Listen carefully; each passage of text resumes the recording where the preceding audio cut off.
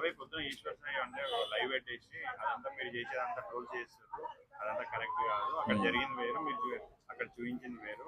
సరే మేమైతే ఎమోషనల్ అయితే కరెక్ట్ అయినా, బట్ ఏంటంటే అక్కడ జరిగింది అయితే వేరు, వాస్తవాలు అయితే అవైతే నిజం కాదు అని అంటున్నారు.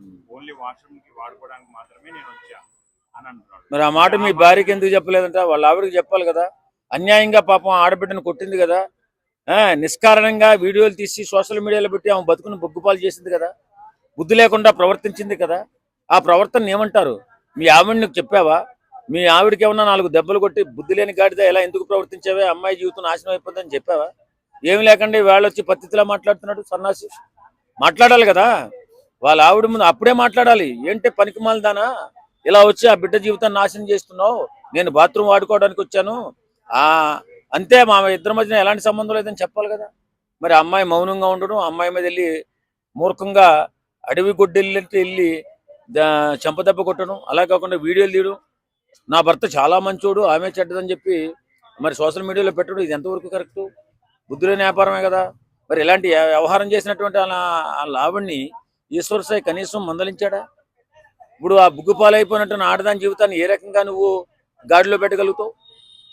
ఇలాగా మాట్లాడడం కాదు. ఏదేమైనా ఆ పిల్ల పట్ల, మా అబల పట్ల అన్యాయం చేసింది ఈశ్వర్ సాయి అండ్ వాళ్ళ ఆవిడ కూడా.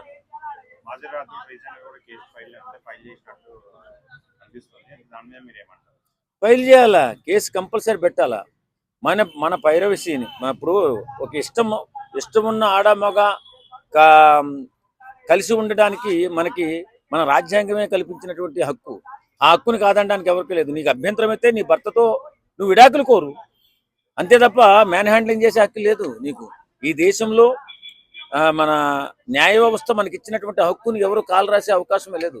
అలాంటిది డైరెక్ట్గా వెళ్ళిపోయి రూమ్లోకి వెళ్ళిపోయి వీడియో తీస్తూ అమ్మాయిని కొట్టి నా భర్త అమాయకుడు అని చెప్పి చిన్నపిల్ల మీద అబల మీద అన్యాయంగా అబండాలేసి తన జీవితాన్ని నాశనం చేసే అధికారం నీకు ఎవరిచ్చాడు? బుద్ధి లేకుండా నువ్వు అలా చేసావు. నీ భర్తను కంట్రోల్లో పెట్టుకోవాల్సిన బాధ్యత నీది. ఒకవేళ వాళ్ళిద్దరి మధ్య ఏదైనా సంబంధం ఉంటే భర్తను కంట్రోల్ నువ్వు పెట్టుకోవాలి కదా, తప్ప అమ్మాయి జీవితాన్ని నాశనం చేయడానికి నీకు ఎవరు ఎక్కిచ్చారు?